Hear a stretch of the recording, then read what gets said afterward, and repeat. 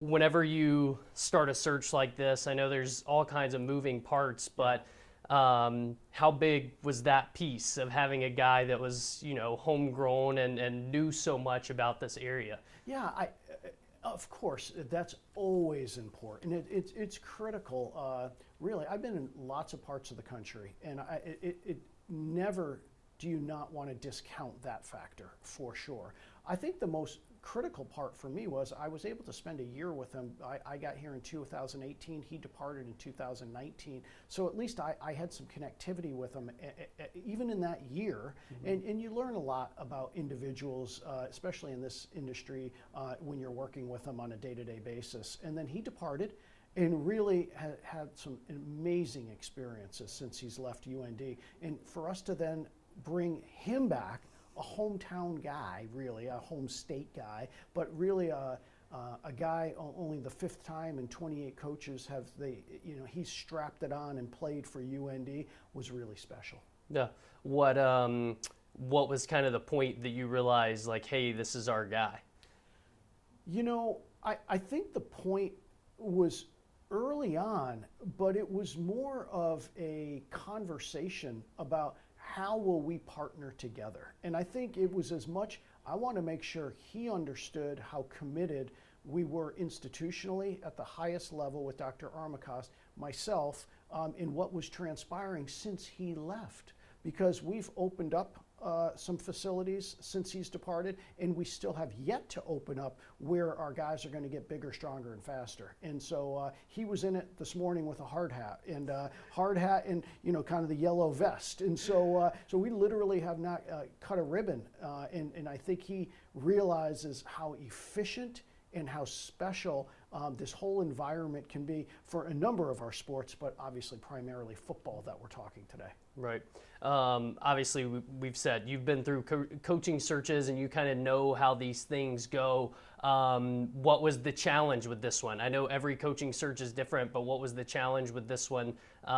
Just going into it, the timing and the different aspects of those things. Yeah, so we wanted to make sure that we were efficient, that we were as expedited as possible, but you also wanted to make sure you always want a great process and a great result. We feel like both occurred in this case scenario, but you have to be ready, because many times when you're dealing with quality candidates, they have opportunities too. So it's not 100-0 that someone is going to come and potentially automatically want that job at that point. They have a personal life as well. They have a professional life. So it all has to connect, and the timing has to mesh, and it just happened to mesh for, I guess, myself and Coach Schmidt.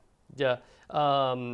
What was, the candidate pool like for you guys? Was it pretty wide ranging, and how hard is that to narrow it down, especially when you talk about it being such a short amount of time that you wanted to try to turn this around in? Yeah, I thought it was the football community, certainly when it's an attractive job like ours, will descend upon you. So you'll learn very quickly who may be interested, either themselves or third parties are constantly coming at you. And so I had a pretty good read that I knew that this would be an incredibly attractive position. I think one of the best, if not the best, in the FCS. And so given a lot of the support that has occurred and the history and tradition of the program. So it was a wide net, but we quickly filtered. So, we just went through the HR process like we normally do. We did it in warp speed. Yeah. One thing that Eric talked about was, not being shy about, hey, we're going to go chase a Missouri Valley Conference title and we're going to go chase a national title. What made you feel confident that, you could feel confident in him having those kind of goals right away? Yeah, I think that is our goals. I think at this point in time, football in the upper Midwest and especially the Dakotas is fantastic. It's a brand of football that there's a reason why many schools at the FBS level would prefer not to play the Dakotas.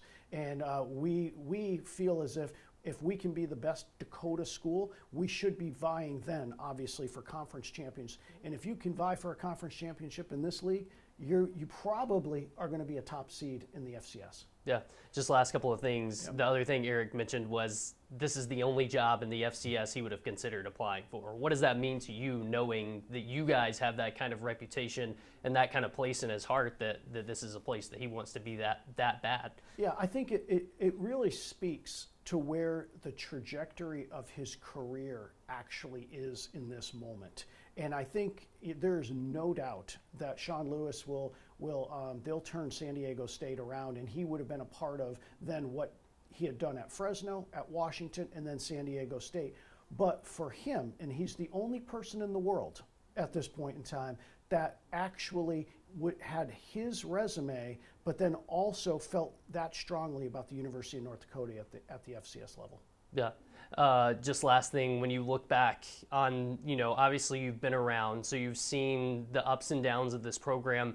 When you look back 365 days from now, what do you hope, this program is going to be the #1 growth point for this program? Yeah, I think Eric bringing in his 12-month thought process of how he wants to do things literally on a day-to-day basis, I think if he sets that culture of how he wants to move forward, it always ends up being about our student athletes. Always. And so he'll go through the roster, he'll go through a lot of those types of things, but I think how they have done it under Coach DeBoer is something he wants to bring here to the University of North Dakota. So not even so much wins and losses per se, it's more about is what we're doing on a daily basis.